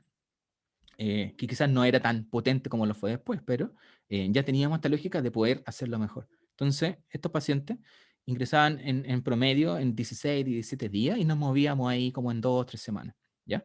Con modelo, ustedes fíjense que se achicó mucho la variabilidad del proceso y aquí estaban metidos pacientes urológicos, de digestivo, de un par de infantil por ahí que nos salió, algunos ginecológicos, pacientes de dermato, eh, ¿verdad? Entonces, a pesar de que era muy distinto el tipo de cáncer y muchas personas, logramos administrarlo de cierta forma que, como todos se movían más o menos igual, logramos bajar la variabilidad. Y eso se ve en los tiempos de acceso, digamos, de los pacientes. Lamentablemente después yo me cambié a otra unidad y después hubo un cambio de jefatura y otras cosas más. Entonces, se dejó de hacer varias cosas y la verdad es que podemos ver que posteriormente los tiempos aumentaron, digamos, en promedio y también en la variabilidad. Siguen siendo mejor quizás que hace un tiempo atrás, pero es distinto, digamos, que cuando estaba el modelo presente. Esto es lo mismo, el gráfico, solamente que lo que estamos aquí considerando no es solamente el tiempo de acceso, sino que es el tiempo entre la derivación, que es la fecha de inicio, y la fecha en que el paciente egresó, ¿ya? Por alguna de las tres características, ¿ya? Entonces pueden ver que antes del modelo, el paciente podía estar 3, 4 meses fácilmente, digamos, en esta cosa de examen y cosas así. Incluso me tocó ver pacientes de que nunca terminaron, digamos, en la revisión, así como que yo hice después de 2 años después. El paciente todavía estaba esperando cosas, posiblemente no tenía cáncer porque estaba vivo en esos momentos. Eh, pero pueden ver la alta variabilidad que había y para cierto grupo de pacientes, eh, tener una espera de 3 meses para definir conducta excede incluso la expectativa de vida, por ejemplo, en cáncer de pulmón. Y ya a los 2 o 3 meses la expectativa de vida es bastante baja, entonces no podía permitirnos eso.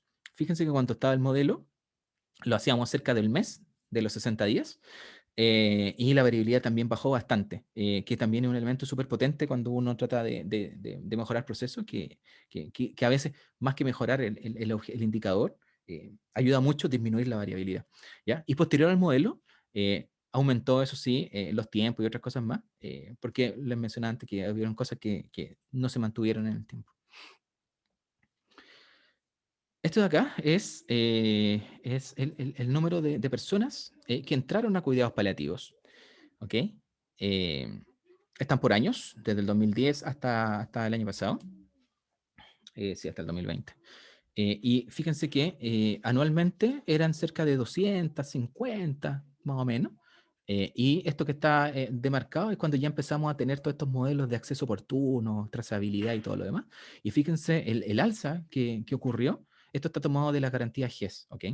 Em, entonces, fíjense que incluso triplicamos, porque eran 200 más o menos, y las triplicamos a casi 600 eh, ingresos por año eh, cuando estuvo el modelo funcionando. Después cayó, obviamente, porque como se alargaban los tiempos, por razones similares que les mencioné antes, que quizás pacientes no llegaban a esa característica. Esto es las garantías GES. Esto es todo GES, ¿ya? Em, y fíjense, la línea verde son las garantías cumplidas. Las garantías cumplidas son las que se logran atender dentro de los plazos legalmente establecidos, ¿ya? Entonces, fíjense que acá hay un alza, después hay como una especie de meseta, acá en los años 2012 o 2014, y cuando empezamos a hacer estos modelos de mejora de acceso, mejora de oportunidad, gestionar a los pacientes, etcétera, etcétera, fíjense que la cantidad de garantías GES cumplidas aumentó significativamente respecto a los años previos. Ya, después cayó, eh, no tanto, pero después la pandemia, digamos, y el estallido social y todas esas cosas, la verdad es que generaron harto impacto, digamos. Pero me quiero quedar con la etapa de aumento de garantías, ¿ya? Em, Sin necesariamente haber mayores recursos en general, digamos, o sea, eran la misma cantidad de profesionales dando vuelta, digamos, no es que hubo contratación así, del doble de profesionales para poder atender al doble de pacientes. Esto está segmentado, son garantías G segmentadas por garantía oncológica, pero esta mirada distinta, ¿ya? Esto no tiene que ver con cumplimiento como binario, así como cumplí, no cumplí, dentro o fuera de plazo, sino que es un indicador que yo tiendo a ocupar bastante, que tiene que ver con cuánto me demoré en resolver esa garantía, ¿ya? Eh, que yo le llamo indicador de porcentaje de avance, ¿ya? O sea, mi tiempo legal completo es mi 100%, ¿ya? Entonces, si yo lo hago, y supongo, para hacerlo más fácil, y supongo que son 100 días, ¿ya? Entonces, si logro resolver esa garantía, que por ejemplo es atender al paciente, en el día 50, o sea, en la mitad del tiempo, yo lo hice en el 50% de mi tiempo, ¿ya? Por el contrario, si me demoré 150 días, o sea, excedí en 50% mi tiempo, yo voy a tener un indicador de 150, o sea, porque pasé al 150% de mi tiempo, ¿ya? Completo. Entonces, obviamente, todo lo que está de 100 hacia abajo está bien dentro del plazo legal, y mientras más cercano a cero, más rápido se hizo. Y por otro lado, mientras más se aleje del 100, más me demoré. O sea, si lo hice en 200%, es el doble del tiempo. Si lo hice en 300%, lo hice en el triple del tiempo legal establecido. Entonces, fíjense acá, por ejemplo, en cáncer colorectal, las líneas que están así punteaditas marcan el espacio temporal donde estuvo este modelo funcionando, ¿ya? Entonces, fíjense que, por ejemplo, en cáncer colorectal, se cumplían más o menos el 40%, y luego bajó un poquito, luego subió porque como teníamos más acceso, era más cosas que hacer, pero una vez que se dejó de estar en el modelo, volvió a aumentar, digamos, aumentó, ¿ya? Entonces, esto es como sin modelo y esto es como con modelo. Cáncer gástrico pasa lo mismo, estaba aumentando la cantidad de tiempo en poder resolver a los pacientes, y con el modelo empezamos a hacerlo más rápido y por tanto el porcentaje cayó, ¿ya? La línea roja marcan los límites de 100%, ¿ya? Esto después se mantuvo porque algunas cosas se han seguido manteniendo obviamente en el tiempo, ¿ya? Con leucemia también pasó algo de que no habíamos disparado, pero después lo logramos retomar, y lo logramos reducir a tiempo que están dentro de los plazos, o al menos cercano a los plazos. Linfoma también, estábamos por allá en el techo, y logramos tomarlo y bajarlo, digamos, a tiempo mucho más razonable. Próstata también, si bien es cierto, estuvimos dentro del plazo, lo que hicimos fue incluso hacerlo más rápido dentro del plazo, ¿ya? Con testículos, cáncer de testículo, ocurre algo similar, estaba alto y cayó el porcentaje, digamos, en que nos demorábamos en resolverlo, y con cáncer vesical también tiene esta como guatita donde lo hicimos rápido, y después, lamentablemente, sin modelo, aumentó este porcentaje, se hace ya después, ya. Entonces, puedes notar que en la medida que el modelo estaba presente, eh, lo hacíamos más rápido, ¿ya? Entonces, bueno, ¿cómo integrar? Esta es una pregunta que salió y que todavía no la puedo resolver. ¿Cómo integrar esto a la red asistencial de tal forma de que no solo impacte o no tenga, no sea solo en un lugar específico, digamos, ¿ya? Es que sea en red, ¿ya? Entonces, esto tiene que ver con el alcance del programa, porque el alcance del programa, si uno toma como las etapas de los pacientes, del proceso asistencial, es que está esta etapa primera de tamizaje y de screening, diagnóstico, tratamiento, rehabilitación y luego seguimiento. Y este modelo se enfocaba fundamentalmente en diagnóstico y tratamiento, ¿ya? O sea, en hacer diagnóstico y tratamiento rápido, ¿ya? No nos enfocábamos tanto en rehabilitación, ni en seguimiento, ni en screening, porque nosotros la parte ambulatoria de nivel secundario no se encarga en general de eso. Pero ¿qué pasaría si este modelo se escalara? ¿Ya? O sea, que no solo abarque al hospital y al hospital de dentro, sino que abarcara el consultorio. Y a veces el hospital manda a otro hospital y hubiese alguien, un símil en otro hospital, que tenga la misma lógica y que manejen el mismo lenguaje, ¿ya? No solo del punto de vista de datos y de información, sino que de lógica detrás de trabajo. Entonces, claro, o sea, si lo hicimos bien nosotros, ¿por qué no podría hacerlo muchas personas juntas? Probablemente la cosa mejoraría. Entonces, esa es un sueño que yo tengo, que esto se puede escalar mucho, mucho. Y no solo quedar a nivel de servicio de salud, sino que a un nivel mucho más alto, digamos. Entonces, ¿qué podemos sacar como conclusiones de todo esto? Eh, yo estoy convencido de que esto elemento permite operativizar el Plan Nacional de Cáncer, en particular porque se han establecido estos gestores de caso, que a veces no está bien claro qué tienen que hacer. Bueno, ¿y qué hacen los gestores de caso? Bueno, esto, administrar pacientes con esta lógica, y que esto permite darle una herramienta súper concreta para poder administrar no solo un paciente, sino que muchos pacientes, y armar una estructura que permite darle sustentabilidad y hacerlo sistemático, ¿ya? Y que no dependa de que justo esta persona es súper buena y el de al lado es malo, entonces el paciente, pucha, tuvo la mala suerte de caer con el mal, que permite darle justicia, digamos, al modelo, pero además permite hacerlo súper operativo, que es un elemento que no siempre está. Es como, ah, no, sí, yo me encargo de gestionar pacientes, pero ¿qué haces? Entonces, ese ¿qué haces? Esto permite una cosa súper concreta de poder hacerlo. Esto, en definitiva, no es azar, ¿ya? O sea, los objetivos que logramos no son azarosos, no es que, ah, sí, es que, pucha, justo nos tocó un elemento bueno, entonces justo no, esto hay método detrás. eh, y esto también es un elemento que yo quiero poner ahí, que tiene que ver con que sí se pueden hacer cosas, ¿ya? Pero hay que colocarle metodología a las cosas para que resulte. Eh, esto sí quizás tiene que ver con suerte, que en definitiva había un gran equipo detrás de esto. ¿Ya? Esto no soy solo yo, sino que quizás a mí se me ocurrió la idea y algunos temas más operativos, metodológicos, pero esto tenía que ver con las personas que estaban ahí haciendo lo que yo les acabo de mencionar y que era un equipo de excelencia, y lo sigue siendo, digamos. Así que eso sí es un gran plus, digamos. Y que muchas personas llegaron después y que permite entrenarlos. Así que tal vez equipos que no son tan de excelencia se pueden convertir en de alto desempeño en algunas características, digamos. Otro elemento que yo creo que tiene que ver con que logramos generar elementos de innovación para desarrollar nuevas capacidades, porque claro, cuando uno habla de este tema, de gestionar proyectos, la verdad es que al principio la gente me miraba así con cara de huevo, me está diciendo, ¿qué me está diciendo un proyecto? Así, nunca he escuchado esa palabra en mi vida. De portafolio, a ver, de tarea, de riesgo, gestión de riesgo.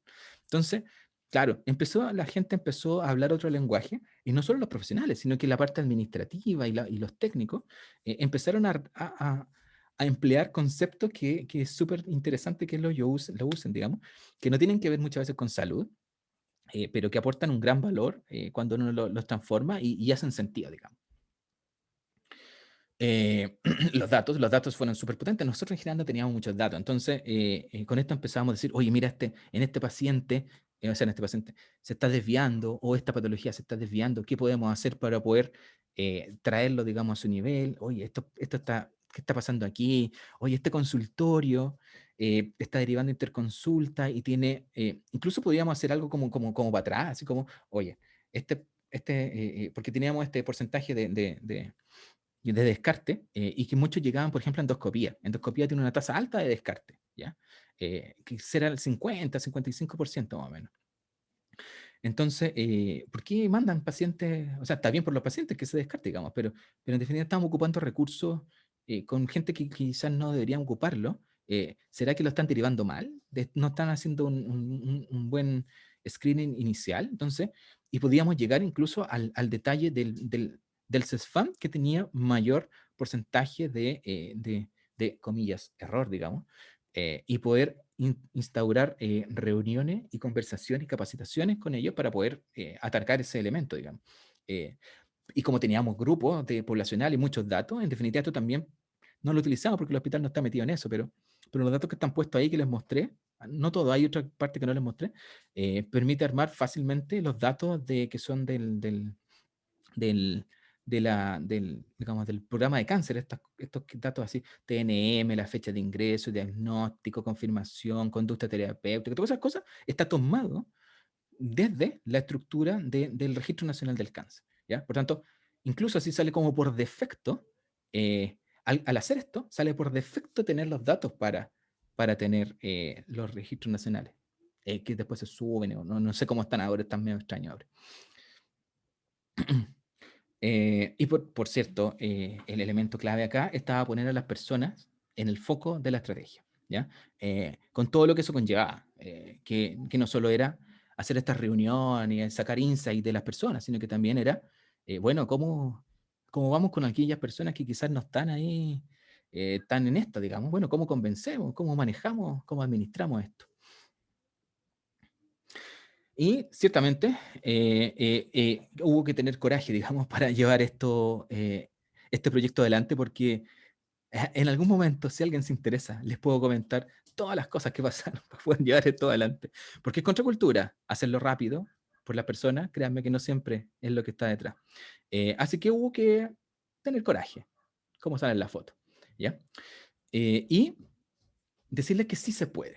¿Ya? Se pueden hacer cosas interesantes, potentes, de gran impacto en el sector público con lo que hay. La cuestión siempre que me dicen, no, es que no tenemos recursos, no, es que no. Mentira, sí hay recursos. El problema es que hay que administrarlos de una forma quizás distinta y priorizar, quizás. Así que sí se pueden hacer cosas. Y ahora con la ley del cáncer, donde derivar un recurso y otras cosas más, yo creo que incluso es más potente hacer cosas, ¿ya? Así que la señora Pascuala, eh, no sé exactamente por qué la hija hizo eso. Ahora, yo creo y espero que haya sido porque la hija sintió que le pusimos todo el corazón, y no solo la cabeza, sino que el corazón a las cosas que estábamos haciendo, ¿ya? Y que ella encontró esta forma de poder agradecernos llevándole chocolates y flores a la enfermera que fue su gestora de caso, a solo 3 horas de haber fallecido en su casa. Muchas gracias.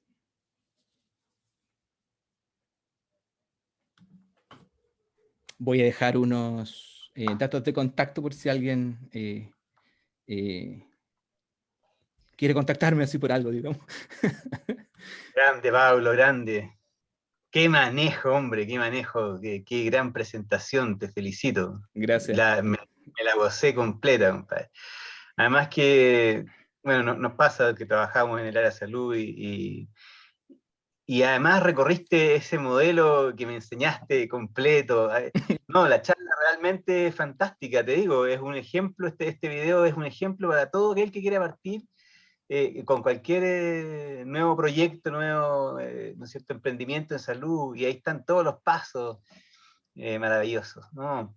Realmente un agrado haber estado presente en tu charla, compadre. Vale, muchas gracias. Muchas gracias. Voy a dejar de compartir. Pero si quieren prender su cámara y podemos establecer alguna conversa, si quieren resolver tienen alguna duda o algo, no hay ningún problema.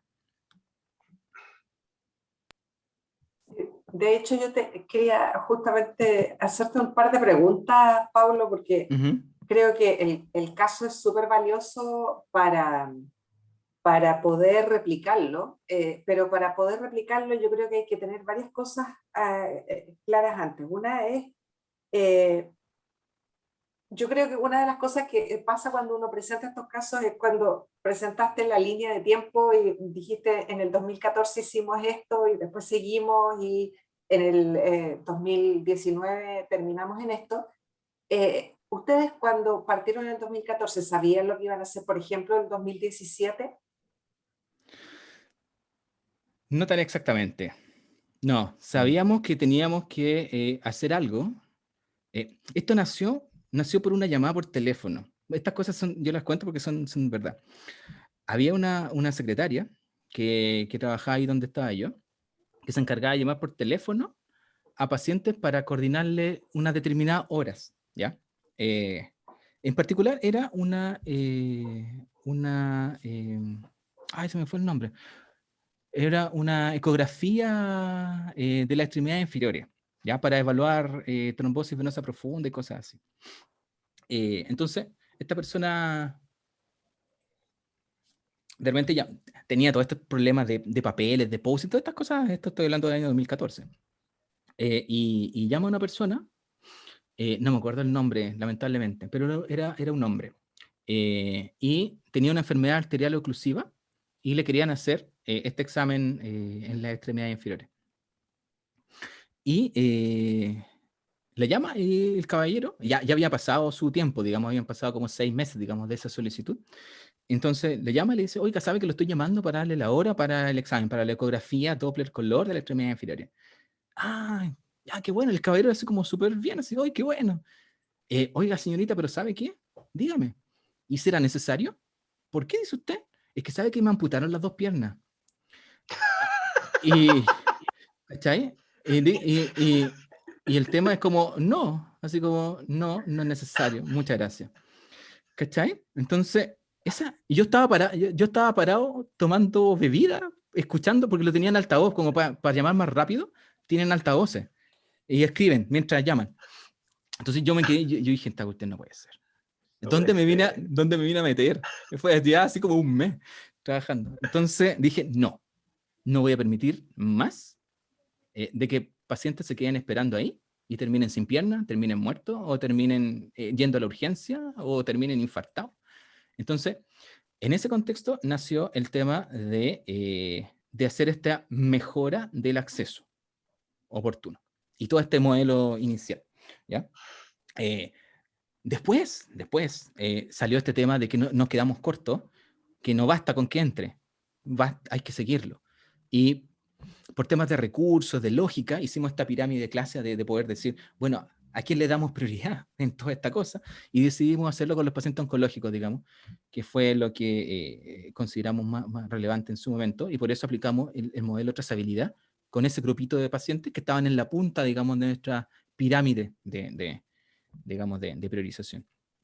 Pero no tenía, no, o sea, si tú me preguntáis así, oye, el 2014, en mayo, ¿sabías lo que ibas a terminar el 2018? No tenía idea, o sea, no, se fue armando en el camino. Sí sabíamos esa lógica estratégica de que esas cosas no podían estar, no teníamos idea cómo. Y de hecho, muchas cosas ni siquiera las hicimos nosotros, porque este proyecto tuvo mucha participación en las personas, los pacientes. Entonces, el hacer tan marcado esta persona de que esta persona te va a acompañar, yo no lo tenía al principio.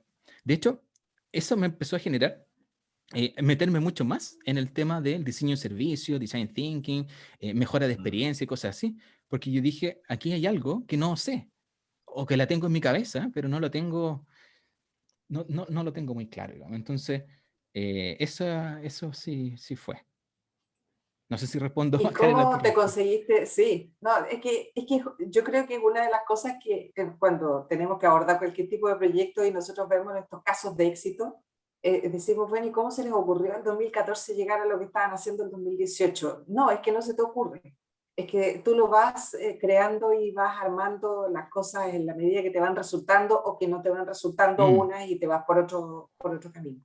Sí. Y la otra consulta que te tenía es como, ¿con qué sponsors, cómo trabajaste el tema del apoyo al interior de Sí, del bueno, hospital?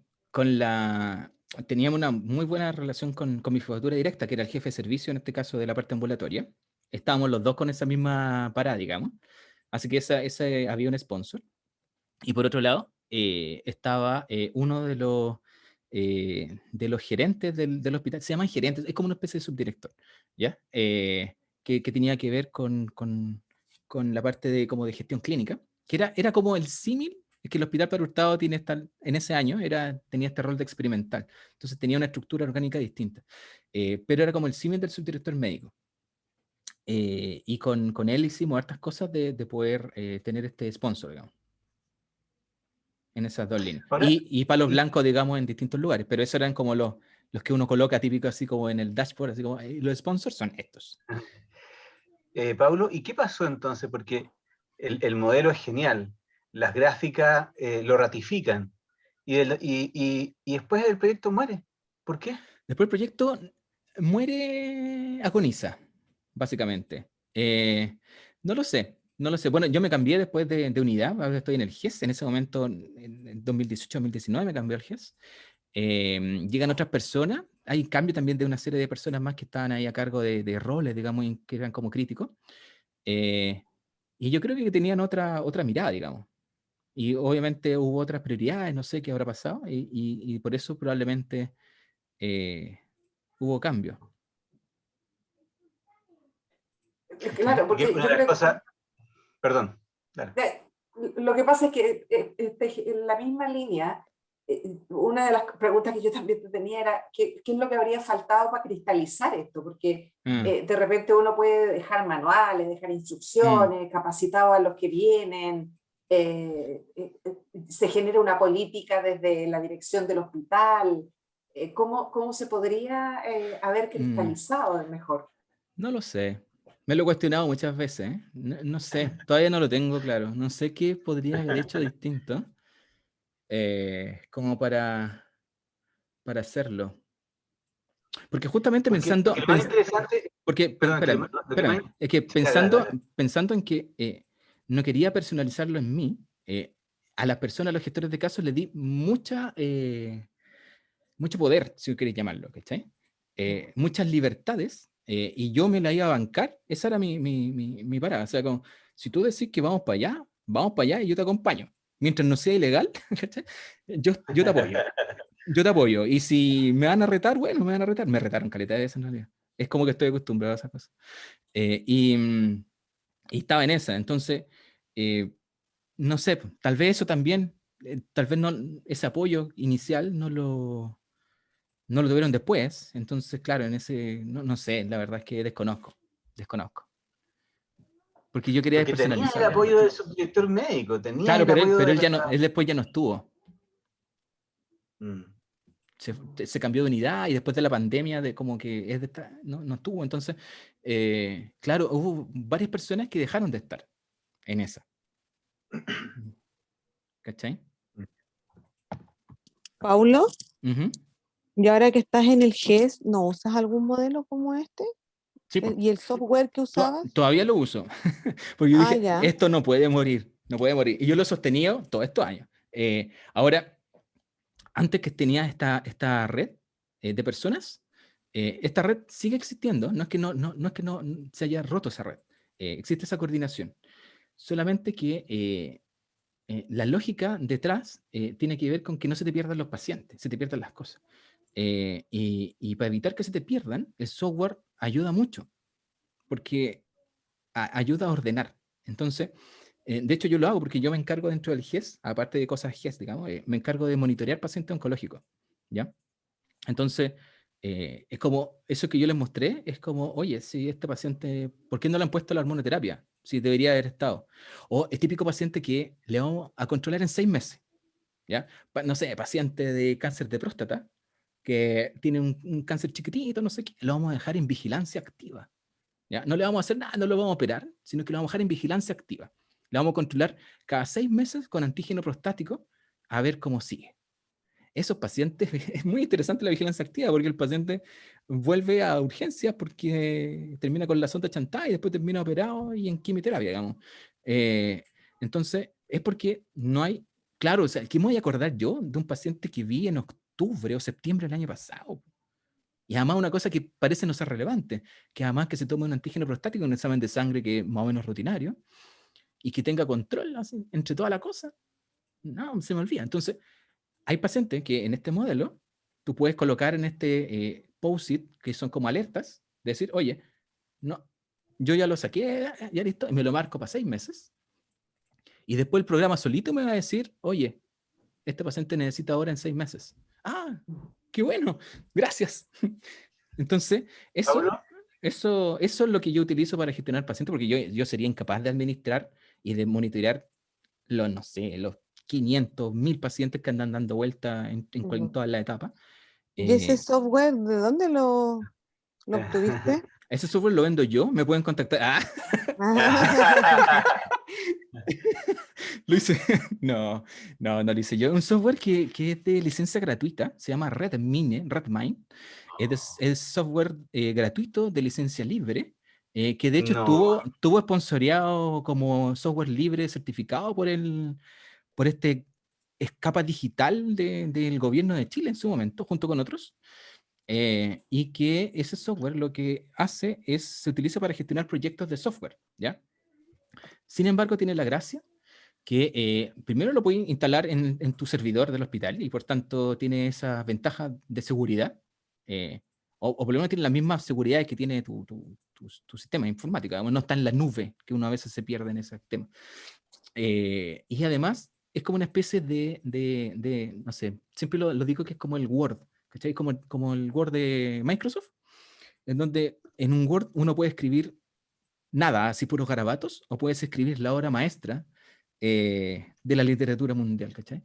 Entonces, acá esto es tan flexible desde el punto de vista de generar reporte, de generar campo, de estructurar la data, de estructurar formulario, de armar cosas, que te permite adaptarlo incluso a la gestión de pacientes. Después yo lo ocupé este mismo software para gestionar pacientes hospitalizados, que fue otro modelo, que es como la versión 2.0 del modelo de trazabilidad, ¿ya? O los aprendizajes que tuve en este modelo lo ocupé para gestionar o para transferirle, en realidad no es que lo gestione yo, sino que de transferir cierto nivel de conocimiento a personas que estaban en el área de hospitalizados para administrar pacientes y evitar estadías largas, ¿ya? De pacientes, de cierto grupo de pacientes. Entonces también los pacientes tenían así como etapas y cada uno subetapas, entonces permitía monitorear y un dashboard y toda la cuestión, pero básicamente es la misma lógica, digamos. Lo voy a escribir ahí en el chat. Ya, Recomiéndese. los vamos a buscar. Pero eso significa que la adaptación que tú hiciste, porque Redmine lo que entiendo es que es una plataforma, Sí. pero que en realidad tú la tomas, la adaptas y la conviertes en castellano, con Hospital Padre Hurtado, etcétera, Claro. etcétera, con campos de este estilo, con campos Sí. de este otro estilo.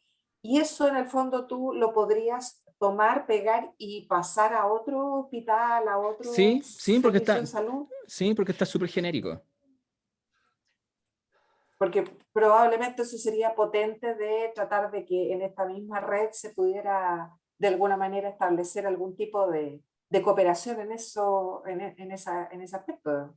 Claro, claro. Y si dos personas, por ejemplo, en un hospital X y en un hospital Z, que se mandan pacientes de uno a otro y manejan el mismo software, podrían traspasarse los casos independientes de los kilómetros que estén distanciados. Eso no importa, digamos. Porque en Ahí- el fondo ahí eso lo conviertes como una especie, entre comillas, no es lo mismo, digamos, tengo clarísimo que no es lo mismo, pero como casi pasarle la ficha Sí. de por lo menos las cosas que Claro, son relevantes sí. del seguimiento. Claro, no reemplaza la ficha clínica, porque la ficha clínica es clínica, pero Claro, por supuesto. pero esto te permite soportar la gestión. Así que, ¿qué tengo que hacer? O sea, por ejemplo, eso, tengo que llamarlo en 6 meses para la hormonoterapia, o sea, para el antígeno prostático. Eso está en la ficha. Probablemente en la evolución del urólogo dice control en 6 meses con antígeno prostático.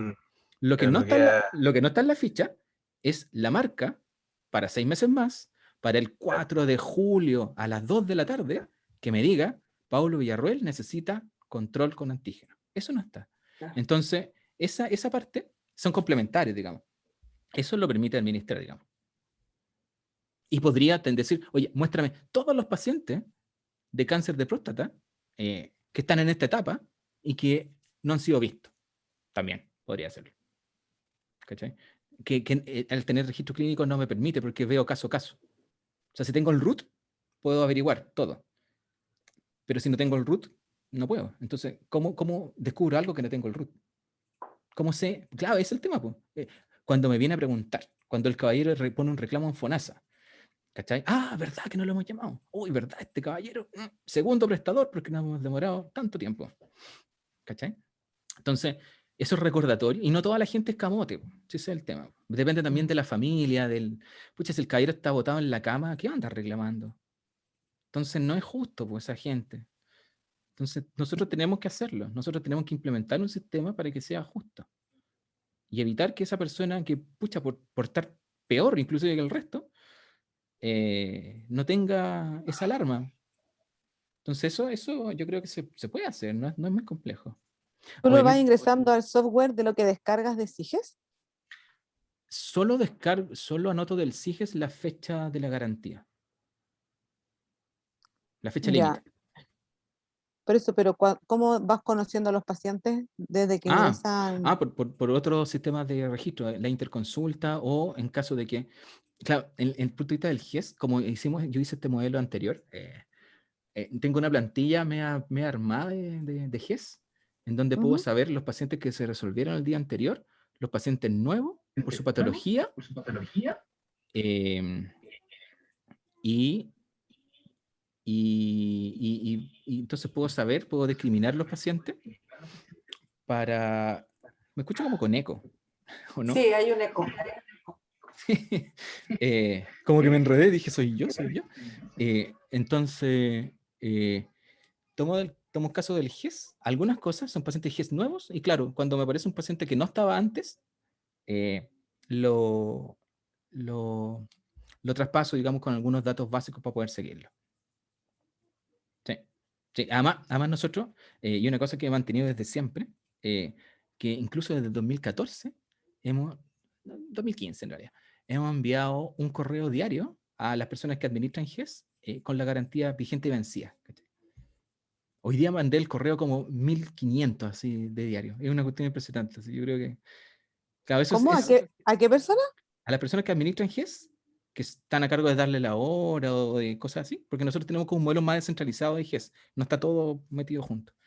Entonces, esas personas necesitan información para administrar pacientes, y esas personas, nosotros le enviamos, ahora le enviamos una vez a la semana, pero en forma interna nos enviamos los registros diarios, todos los días.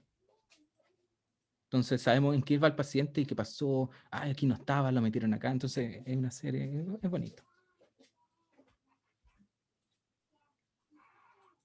Así que es una serie de cosas, no es esto exclusivo, es como una mezcla. Pero aún así uno podría sacar este poquito y hacer muchas cosas interesantes.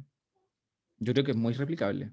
Especialmente ahora que le están llegando en este año, llegaron los gestores de caso para los hospitales, por la ley del cáncer. Sí. Lo encuentro interesante porque en el GES, cuando uno exceptúa la garantía o a veces alguien digita mal, el paciente se pierde en la parte como SIGES. Sí. Y si uno no lleva como un control paralelo, el paciente se pierde para siempre. Sí. Claro, el SIGES es bueno para administrar si uno sabe usarlo y tiene algunas cosas, pero claro, hay algunas, por ejemplo, el cáncer de colon, el tratamiento, si no haces una No se actividad... genera solo. No, pues, tienes que cargarle un registro para que se levante el Sí. tratamiento. Entonces, si no lo haces, ahí quedó. Entonces, esto te permite tener un sistema paralelo y que tenga o no tenga garantía, te permite trazarlo, que esa era la gracia. Que el GES Sí. es bueno, pero sigue siendo parcial todavía. Sí. Sí. No sé si alguien tiene otra consulta, algún comentario, observación. Yo comentar solamente que me estaba acordando que el Redmine lo usan, por ejemplo, en una superintendencia para gestión de proyectos. Entonces no es tan complejo de No, sí es fácil. instalar en algún Es fácil, servicio. además es súper user-friendly, ¿cachai? Porque no hay que meter código. A diferencia de otros software que, claro, hay que meterse como el código para estructurarlo. Acá tiene una interfaz web que es hacer clic, básicamente, y armar unas cosas, pero hay que tener como una lógica de trabajo y así como le mando esto y esta persona tiene acceso, perfil y cosas así. Pero más allá de tener esa estructuración, que en definitiva, más allá de tener software o no, uno debería igual tenerla, el software en sí es súper fácil de administrar per se. Y instalarlo es simple, además, en los servidores. No requiere mucho, no es muy complejo. Es bastante simple. Creo yo, digamos, de mi punto de vista. Entonces no hay ninguna complicación mayor. Entonces administrarlo y soportarlo no es tan complejo. Lo difícil obviamente es sacarle provecho a eso, digamos. Pues no es tanto la complejidad técnica. Sí. No sé si alguien tiene algún comentario. Estaríamos ok.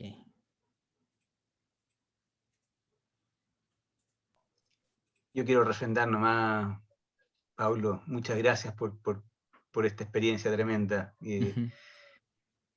Como siempre, un agrado escucharte. Me llevo un montón de cosas que te copiaré. Oye, pero ya hemos hecho hartas cosas pues, juntos. Seguiremos haciendo cosas juntos. Sí, pues, obvio. Se viene el 2021, compadre. Está partiendo. Obvio. Obvio. Un abrazo, compadre. Gracias. Muy bien. Gracias, muchas Chao, gracias. chao. Esto va a quedar después va a quedar subido a la Grabado, de todas plataforma. maneras, grabado. Estoy grabando, ¿no? Hoy no grabé. Ah, sí, Sí. no, sí grabé. No, Y sí, me fijé. la otra vez no grabé, empecé a grabar como en la mitad, entero boomer. Así que nada, pues le quiero agradecer nuevamente su presencia. Cualquier cosa, estamos acá para ayudarles. Esto, cuando quede disponible, les va a llegar un correíto así como, hoy está disponible, para que lo puedan revisar y otras cosas. Así que nada, pues le agradezco nuevamente su tiempo y estamos nuevamente en alguna otra evento, alguna otra actividad y nos estamos encontrando, porque pasen muy buenas noches a todas y todos. Gracias. Chao, chao. Gracias, chao, gracias. Chao. Chao, chao. Gracias. Muchas gracias, Paulo, cariños. Gracias, cuídate.